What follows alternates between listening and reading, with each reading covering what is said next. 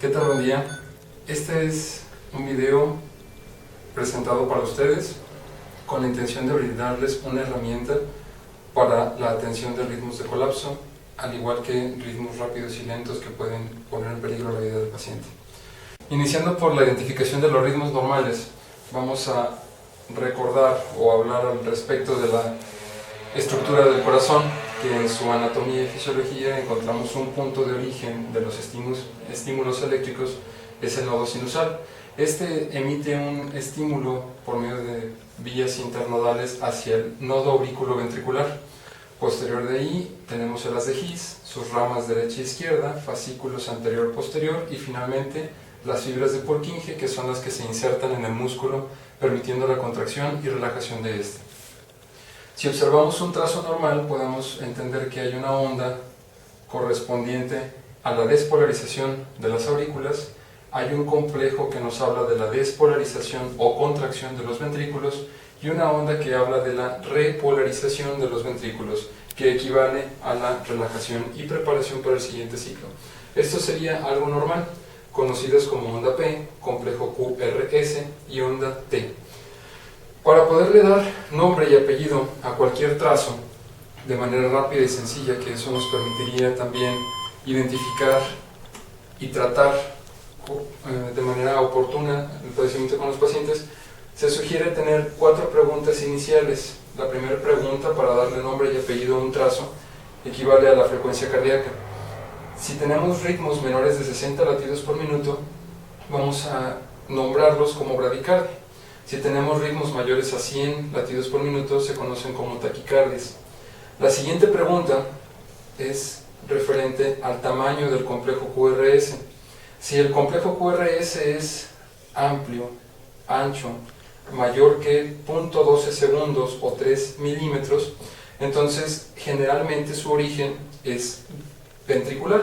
Por lo tanto, podemos conocer que es rápido de origen ventricular o lento de origen ventricular, atendiendo a estas preguntas como lo mencionamos. Y si tenemos complejos angostos menores que 0.12 segundos o 3 milímetros, entonces se conoce que es de origen auricular, por arriba de los ventrículos, y podemos darle tratamiento fácilmente. La siguiente pregunta es al respecto del ritmo o constancia que tienen los trazos. Si la distancia que hay entre las ondas R y R siempre es la misma, hablaremos entonces de un trazo monomórfico o ritmo regular, y si no lo tenemos de esa forma, entonces será de modo irregular o polimórfico. Y finalmente, la cuarta pregunta es al respecto del paciente, si el paciente tiene pulso. Recordando que esto que estamos ahorita interpretando es representado por un aparato que nos está indicando la actividad electrocardiográfica, nos está hablando de la actividad eléctrica en el corazón, pero no siempre está acompañada de actividad mecánica. Por eso es importante siempre buscar el pulso en el paciente y saber si realmente corresponde lo que vemos en el electrocardiógrafo con lo que estamos analizando en el paciente. En base a estas 4 preguntas, vamos a hacer el primer ejercicio con este monitor. Lo que se observa en este monitor, ahorita podemos darnos cuenta que es un trazo rápido. De acuerdo a la primera pregunta, sabemos entonces que se llama taquicardia. La siguiente pregunta nos vamos a investigar si es un trazo de complejo ancho. El complejo QRS que observamos ahí es de tamaño ancho o de tamaño angosto, y como lo estamos viendo ancho, sabemos que es un ritmo rápido de origen ventricular. Por lo tanto, ya tengo los 2 primeros nombres, taquicardia, ventricular. Ahora vamos con las 2 preguntas que me van a hablar al respecto de su apellido, por así decirlo. Y sabemos que es de ritmo regular, puesto que se está repitiendo la misma forma constante. Tenemos que es monomórfico, y finalmente es importante saber si el paciente tiene pulso. Aquí hay dos maneras o 2 tratamientos que vamos a encontrar dependiendo del paciente. Si el paciente no tiene pulso, estaremos hablando de una taquicardia ventricular monomórfica sin pulso, que sabemos que está dentro de los primeros ritmos de colapso, generalmente un paciente adulto va a cursar a través de una taquicardia ventricular sin pulso o una fibrilación ventricular, los cuales son desfibrilables. A esos casos se les debe de administrar una descarga al paciente para poder parar esa actividad caótica y reiniciarla mediante el RCP. En el caso de que tuviéramos a un paciente con pulso, estaríamos hablando de una taquicardia ventricular monomórfica con pulso, que de acuerdo a su atención buscaremos en el algoritmo de las taquicardias.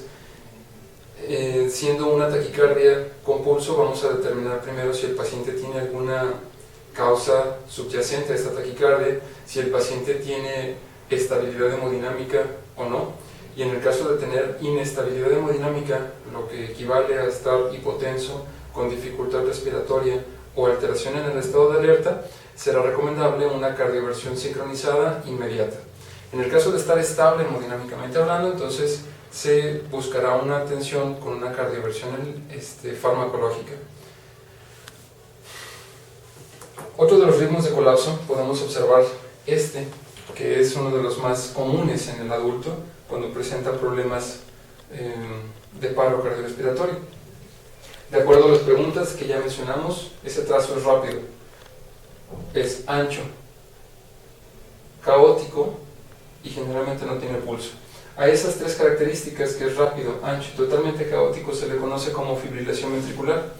El ventrículo está despolarizando en muchos puntos al mismo tiempo, tratando de organizarse, tratando de contraerse y bombear sangre, pero al no haber una organización, entonces el corazón comienza a moverse de manera constante, sin bombear sangre, lo que nos lleva a una fibrilación ventricular.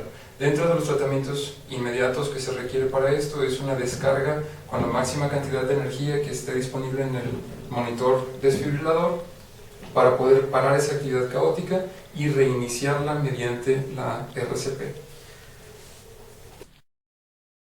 No olvides suscribirte a nuestro canal de YouTube y darle like en Facebook.